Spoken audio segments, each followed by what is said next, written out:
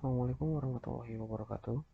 Selamat datang di Praktikum Dasar Pemrograman pertemuan keempat bersama saya Hadis Dharma. Kali ini kita akan membahas tentang struktur kontrol. Tujuan dari pertemuan kali ini adalah: pertama, kalian dapat memahami konsep struktur kontrol. Kedua, kalian dapat memahami konsep pengulangan. Ketiga, kalian dapat mengenali statement pengulangan dalam Java. Yang pertama akan kita bahas adalah struktur kontrol. Materi yang telah disampaikan pada pertemuan sebelumnya memberikan contoh terkait alur sequence. Sequence berarti eksekusi program yang terurut sesuai dengan urutan baris program. Contoh, di sini ada 4 baris program. Saat program dieksekusi, maka baris yang pertama kali akan dieksekusi adalah baris pertama, lalu turun ke baris kedua hingga baris keempat. Sequence dapat dianalogikan seperti air terjun, di mana air dari atas turun ke bawah. Oke, selanjutnya pertemuan sekarang kita akan mempelajari yang dinamakan struktur kontrol, di mana dengan struktur kontrol eksekusi program belum tentu akan sama terurut mirip dengan baris program. Hal ini karena ada kemungkinan terdapat baris yang dilewati tanpa dijalankan, atau mungkin saja terdapat baris yang berulang kali dijalankan. Struktur kontrol memiliki dua macam tipe, yaitu: satu, struktur kontrol pengulangan looping, di mana memungkinkan ada baris yang dijalankan berulang kali. Yang kedua, struktur kontrol pemilihan atau percabangan, di mana memungkinkan ada baris yang dilewati atau bahkan tidak dijalankan sama sekali. Pada pertemuan kali ini kita akan mempelajari struktur kontrol pengulangan. Oke, selanjutnya kita akan membahas pengulangan. Pengontrolan alur program ini akan mengontrol program atau program akan dijalankan sampai sudah tidak memenuhi nilai yang ditentukan. Dengan kata lain, looping adalah menjalankan perintah yang sama berulang-ulang dan akan berhenti apabila syarat yang ditentukan sudah tidak terpenuhi. Ini flowchartnya. Kita bisa baca di sini flowchartnya. Yang pertama itu inisialisasi nilai start, lalu turun ke decision, apakah memenuhi syarat. Jika iya, maka lakukan perintah. Terus kita balik lagi ke decision, apakah memenuhi syarat. Jika masih iya, kita lakukan perintah lagi sampai dengan syaratnya ini bernilai tidak atau false, ya, dimana akan keluar dari pengulangan tersebut. Terdapat 3 jenis pengulangan yang dapat digunakan, yaitu for do, kedua itu ada while do, dan ketiga adalah do while, dimana masing-masing jenis pengulangan memiliki karakteristik yang berbeda. Oke, kita akan bahas satu persatu, dimulai dengan for. Pengulangan for merupakan pengulangan yang memiliki variabel untuk melakukan pengkondisian. Berbeda dengan while dan do while, yang kita harus membuat sebuah variabel di luar untuk membuat pengkondisian. Pada pengulangan for ditempatkan sebuah blok untuk melakukan pengkondisian. Bentuk pernyataannya sebagai berikut. Oke, jadi ini adalah pernyataan untuk for, ya. Jadi kita di sini tuliskan for, terus ada inisialisasi, terus ada kondisi, dan ada penaikan, ada penurunan. Jadi for memiliki 3 komponen dalam bloknya. Oke, kita contohkan saja ingin menampilkan nilai 1 sampai 100. Maka dapat menggunakan pengulangan for. Untuk melakukannya, dapat menuliskan statement for sebagai berikut. Nah, di sini kita tuliskan for, terus inisialisasi, ya. Jadi integer i sama dengan 1.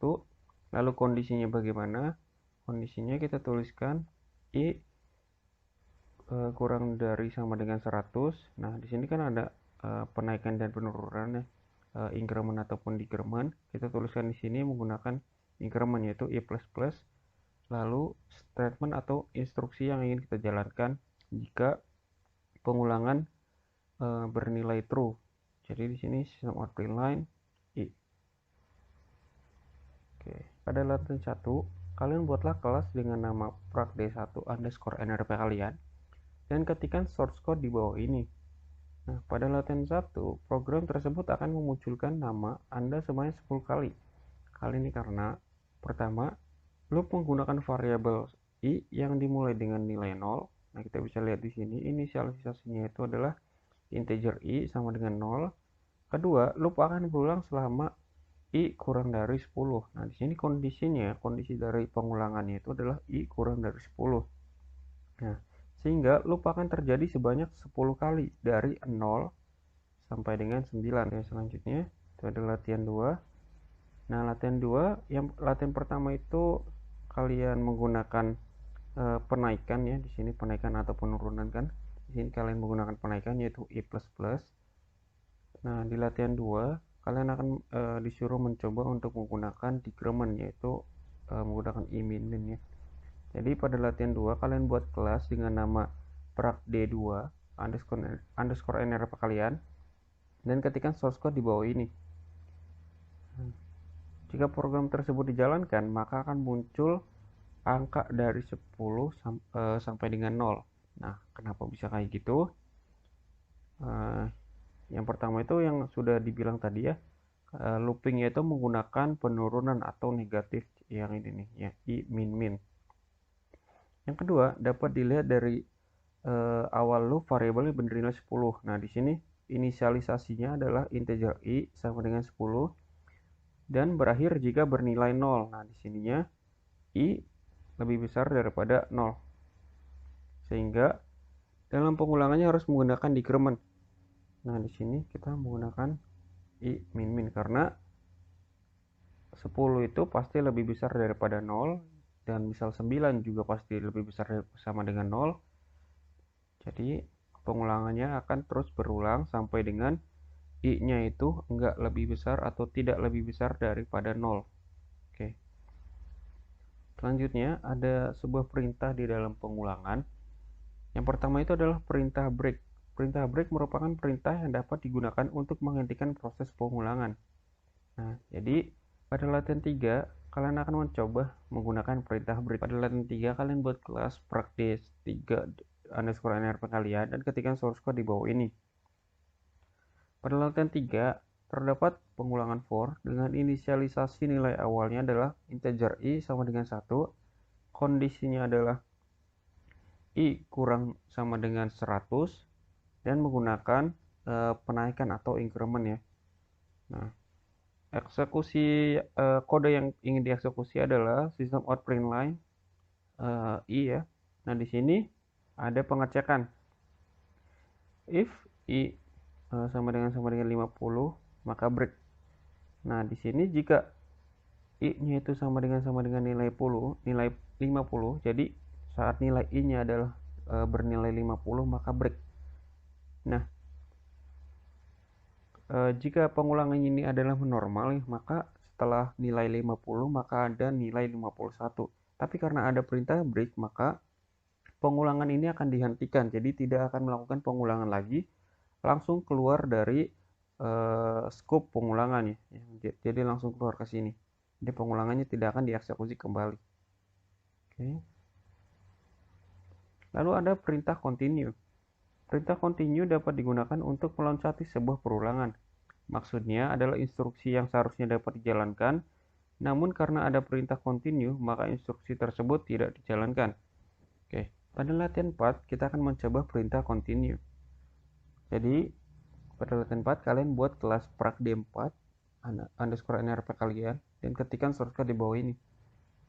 Pada source code latihan 4, terdapat pengulangan for ya, dengan inisialisasinya itu integer i sama dengan 1, kondisinya adalah i kurang sama dengan 100, lalu i++. Nah, di sini ada pengkondisian atau pengecekannya, kita sudah mempelajari di minggu kemarin. Itu jika i mod 2 sama dengan 0, nah di sini berarti i-nya itu harus bernilai angka genap. Maka continue. Nah, jika i-nya itu bernilai genap atau hasilnya adalah i mod 2 sama dengan 0 itu bernilai true, maka perintah system out print line ini tidak akan dijalankan, melainkan langsung kembali lagi ke perintah for. Nah, kenapa kayak gitu? Karena kita menggunakan continue. Ingat, continue itu perintah continue dapat digunakan untuk meloncati sebuah perulangan. Nah, Jadi kalau ada perintah continue, maka di sininya akan diloncati dan langsung kembali ke pengulangan. Oke. Selanjutnya ada pengulangan bertipe while. Tadi itu ada menggunakan for, sekarang kita menggunakan while. Pernyataan while berguna untuk melakukan proses perulangan untuk sebuah kondisi. Selama kondisi tersebut bernilai true, maka perulangan akan terus dijalankan dan terhenti ketika kondisi bernilai salah atau false. Nah, seperti ini bentuk pernyataan itu ya, pengulangan while. Jadi while kondisi. Nah, di dalam scope while-nya itu kita masukkan sebuah instruksi yang ingin kita jalankan. Pada latihan 5, kita akan mencoba perulangan menggunakan while ya. Jadi buat kelas dengan nama prakd5_nrp kalian dan ketikkan source code di bawah ini. Berbeda dengan for, while tidak bisa melakukan inisialisasi sebuah variabel ya. Jadi jika kita ingin membandingkan sebuah variabel di dalam kondisi while, kita harus membuat atau mendefinisikan sebuah variabelnya itu di luar dari while. Nah, seperti contoh berikut, variabel jumlahnya itu didefinisikan atau diinisialisasikan di luar dari while ya. Nah, di sini seperti yang sudah dijelaskan, bentuk pernyataan while-nya itu adalah ketikan while, lalu kondisinya apa, terus statementnya apa. Nah, di sini kondisinya adalah jumlah kurang sama dengan 10. Lalu kondisinya adalah sistem out lain jumlah. Nah, di sini jumlah plus ya. Berbeda dengan for, di mana dalam blok for itu ada ekspresi untuk memasukkan sebuah peningkatan atau penurunan. Nah, di while kita hanya dapat memasukkan sebuah statement kondisi di dalam bloknya seperti yang sudah dijelaskan sebelumnya ya. Jadi untuk penurun atau penaikannya dilakukan di dalam instruksi yang ingin kita jalankan. Jadi di dalam scope while-nya ya. Jadi nggak bisa ditaruh di blok while. Nah, jadi di sini dituliskan jumlah plus di dalam instruksi atau scope while-nya. Oke. Oke, sebelum masuk ke do while, saya ingin membahas perbedaan yang paling mencolok ya antara for dan while. Yang pertama itu for memiliki 3 ekspresi, yaitu inisialisasi, kondisi, penaikan atau penurunan. Sedangkan untuk while itu hanya memiliki satu ekspresi, yaitu hanya kondisi saja. Dan pengulangan for itu dipilih atau kita menggunakan pengulangan for itu saat kita mengetahui kapan kita berhenti. Contohnya, di sini kita ingin berhenti atau kita ingin melakukan pengulangannya itu sebanyak 10 kali. Nah, kita sudah tahu banyak pengulangan yang kita lakukan itu berapa, maka kita bisa menggunakan for. Namun, jika kita tidak mengetahui kapan kita ingin berhenti atau berapa kali kita ingin melakukan pengulangan, maka tipe pengulangan yang paling tepat untuk dipilih adalah while. Nah, itu ya. Jadi perbedaan yang paling mencolok selain ekspresi yang dilakukan di dalam bloknya itu for digunakan saat kita sudah mengetahui kapan untuk berhenti, sedangkan while digunakan saat kita tidak mengetahui kapan kita harus berhenti. Oke. Selanjutnya kita akan membahas do while. Nah, perulangan do while merupakan perulangan yang hampir mirip dengan perulangan while. Namun perbedaannya, pada perulangan do while harus mempunyai minimal instruksi yang akan dijalankan sekali. Bentuk pernyataan do while sebagai berikut. Nah, jadi perbedaannya antara while dan do while adalah do while itu harus memiliki minimum instruksi yang akan dijalankan itu sekali. Nah, jadi kita bisa lihat di pernyataannya ya. Jadi do, terus di dalam scope do kita masukkan sebuah instruksi. Nah, di sininya itu while kondisinya apa. Nah, latihan 6 kita akan mempraktekkan do while ya. Jadi kalian buat kelas prak D6 underscore NRP kalian dan ketikkan source code di bawah ini. Nah, seperti halnya while, inisialisasi nilai itu tidak bisa dilakukan di dalam bloknya. Jadi harus dilakukan di luar dari blok kondisinya. Nah, di sini contohnya integer jumlah sama dengan 100. Nah, do sistem out print lain jumlah plus plus. Ini belum masuk pengulangannya, tapi jika kita menggunakan do while, maka instruksi ini akan dijalankan sekali, minimal sekali akan dijalankan, lalu setelahnya akan dilakukan pengecekan apakah jumlah itu kurang sama dengan 10. Jika tidak, maka instruksi ini tidak akan dilakukan lagi. Namun jika hasilnya adalah true, instruksi ini akan dijalankan kembali. Nah, gitu. Jadi posisinya adalah instruksi ini dijalankan sekali terlebih dahulu. Selanjutnya, dilakukan pengecekan apakah bernilai true atau false. Jika nilainya adalah true, maka kondisi ini akan dilakukan dijalankan lagi. Namun jika kondisinya false, maka langsung keluar dari pengulangannya. Oke, kalian coba dan amati hasilnya deh. Oke, sampai di sini materi untuk pertemuan keempat. Jika ada yang ingin ditanyakan, kalian bisa mengetikkannya atau mempostnya di forum e-learning ya. Nanti asisten akan mencoba menjawab pertanyaan-pertanyaan kalian. Saya Hadi Starma undur diri. Wassalamualaikum warahmatullahi wabarakatuh.